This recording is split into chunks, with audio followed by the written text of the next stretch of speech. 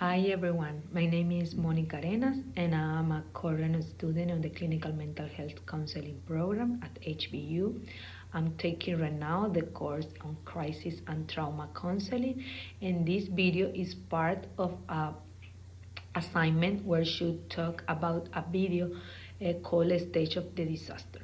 I want to start saying that for me was very important to watch this video because I could understand many phases or many stages that a person live when he's going through a disaster. I should be honest, and I can tell that um, I have been going through some crisis in my life about some disaster. I had to leave my country in a emergency situation. I also, when I arrived here, I experienced the Harvey hurricane where many people lost everything, and I think that I could identify some of this stage on my own life. So I consider that this video and to know this stage what or is an excellent tool for me in my future role as counselor. I'm glad that I saw it, and I think it's going to be very useful. So as a first point on this assignment, I heard the phrase that about the collective trauma, and they describe that as a blow to the basic tissue of social life that damage the bond attaching people together and impair the prevalent sense of community. So to describe that, or my understanding about this phrase is that people that lost or is going through a disaster, usually they lose things, but also they lose people, they lose friends, pets, they lose their playgrounds around their churches, restaurants they used to go. They lose friends, they lose their sense of their community. I think the person that are that are living a disaster like that is gonna understand that the things that used to be around or attach them are not gonna be there anymore, and probably they are not gonna be never. So this sense of loss definitely is gonna affect the mental well-being of each person living a disaster. I think that a disaster is gonna affect a person in many ways. They can affect a person, they're emotionally, mentally, they're physically, and person living a disaster can be involved in many disorders, for example, stress post-traumatic, sleep disorders, depression, anxiety, and a lot of symptoms could be present in persons that are living that kind of situation. So the recovery process for disaster have several stages that we are gonna discuss right now, and that's what we learned with the video. Mainly, they talk about 6 stages. The first one, they mention the pre-disaster stage, where they explain that this phase usually is not always present in every person. And this stage, the person can be preparing or planning things in case that something happened. For example, I can imagine in my case when we need to buy a new house after Harvey. We were planning to buy something near to the bayou.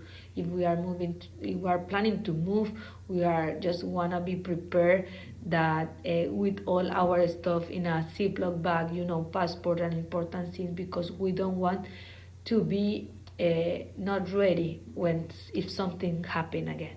So I think this stage that I mentioned is not always present in every person, but in some case, person could be prepared or planning things just in case something happens. The disaster, that is the event per se, is when is for survivors, not for responders. In person, people do not feel safe for a period of time, and people realize like, oh my goodness, things are gonna be the same. Never. I'm not gonna be safe for a while. Personal experience, the crisis, about what happened around. After this phase is coming the heroic phase. They mentioned there are two different periods of this phase, or could be divided or split in two. They mentioned that one of these is when we looks like helicopters coming, rescue person, boats around, and every person trying to survive and help the community to survive.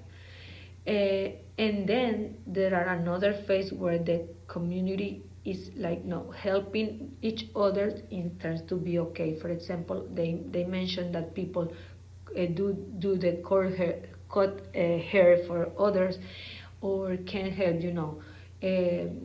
buying some stuff, or trying to rescue some things from home, or rebuilding some things.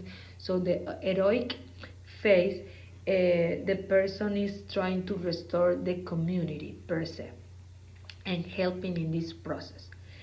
So then is coming the honeymoon phase, and in this phase the person have the sense that everything is going to be okay. They think that they have the hope that their life could be restored again.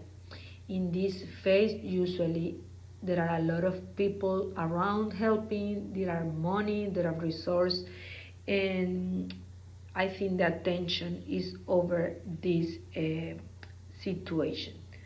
So then the disillusionment phase is when the true impact comes. So the person, survivor and responder, realize the magnitude of the event.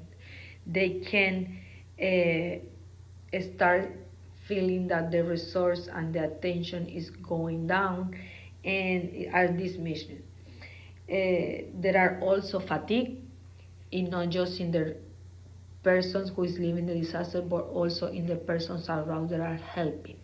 So this phase, I think the person could live the more symptoms of stress, depression, and all the things that I mentioned before. Then the reconstruction phase, the person starts thinking, okay, we are going to start a new normal. I need to restart my life. So they understand they are not going to be the same, but they have the hope that they are rebuild their life again. So I think to know these all phases are gonna be very useful, because we can be prepared to help these people living a disaster. We can understand that what is coming next.